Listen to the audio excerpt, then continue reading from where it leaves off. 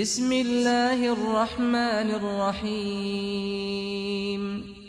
فيما نقله عن الزبير بن عدي أنهم أتوا إلى أنس بن مالك رضي الله عنه.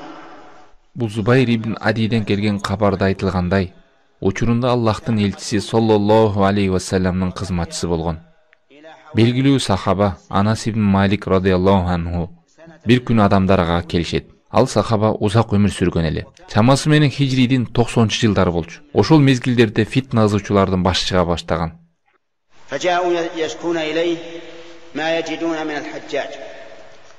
Анаска келишип, Хаджаж аттуу эл башчынын кылган зулумдуктары тууралуу даттанышат.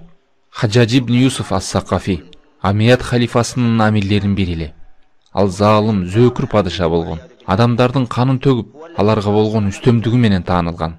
Ал керек болсо убагында белгилүү сахаба Абдулла ибн Зубайр радыйаллаху анху менен согушуп, Меккени курчап, Каабаны катапульт менен атып, айрым жерлерин уратып чүргөнгө чейин барган.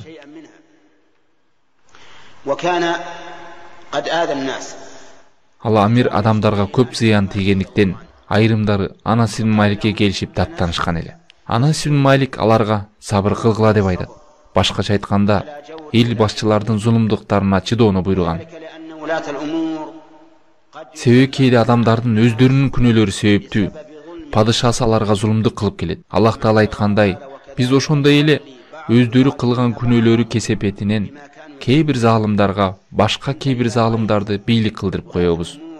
Мына эгер карап көрсөң, эл башчылары адамдарга зулум кылып, мүлк же ден соолугуна байланыштуу бир кысым көрсөтүп, же Аллага чакыруудагы дааватты тосуп, же башка ушул сыяктуу нерселерди кылып жаткан болсо, дароо адамдарды кара. Ошондо баленин баары ошол элдин өзүнөн экенин байкайсың. Адамдар өздөрү бузула баштаганда, Аллах Таала ушундай падышаларды алардын башына алып келип коет. Кээ бир асарларда айтылат, хадисте эмес. Силер кандай болсоңор, башчыңар кудум ошондой болот. Амият династиясынын халифаларынын бири тууралуу окуя айтылат. Жаңылбасам Абдул Малик ибн Марван болчу.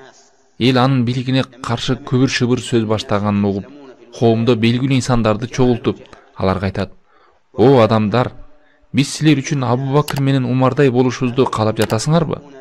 Адамдар: "Ооба, нак ошондойду каалайбыз" дешет. Абдул Малик ибн Марван айтат: "Андай болсо, силер дагы Абу Бакр менен Умардын доорундагы адамдардай болгула. Биз дагы силерге Абу Бакр жана Умардай бололу" дейт.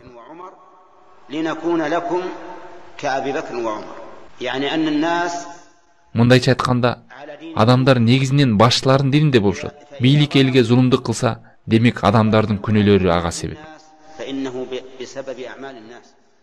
Хаваристерден бир киши келип, Али ибн Абу Толиб радыйаллаху анху айтат: "Сенин дооруңда адамдардын нааразычылыктары көбөйдү. Бирок Абу Бакр менен Умарга андай нааразычылыктар болгон эмес эле го." Али жооп берет: "Себеби Абу Бакр менен Умар мен жана мага окшогон адамдарды башкарышкан. Ал эми мен болсо сендей жана сага окшогондорду башкарып жатам."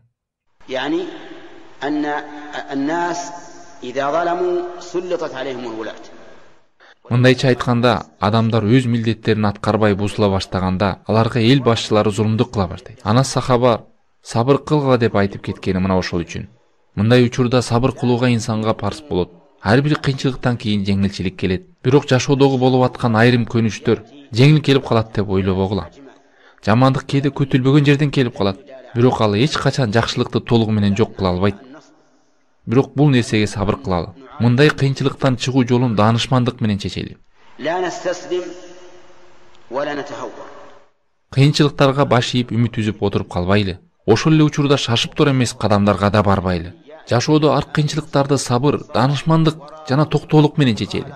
Аллах Таала айтат: "О ыйман келтиргендер, сабырдуу болгула. Сабырдын артынан дагы сабырдуу болгула. Чек араңарды коргогула. Аллахтан корккула. Анан ийгиликке жетесиңер." 4 нерсени айтты. Андан кийин Анас ибн радыйаллаху анху айтат: "Башыңарга кандай гана заман келбесин, андан кийинки заманы андан жаман болуп, силер тээ Роббиңер менен жолукканча дайым ушундай чабуланат. Бул сөздөрдү мен пайгамбардан саллаллаху алейхи ва саллям уктум эле" дейт Анас радыйаллаху анху. Мындайча айтканда, пайгамбар саллаллаху алейхи ва саллям убакыт өткөн сайын адамдар үчүн кийинки заманы мурдакыга салыштырмалуу жаманыраак болуп келе берет деп жатат. Жаманыраак дегендин мааниси динге болгон мамилелери. Ананда бул айтылып аткан жамандык жалпылай эмес.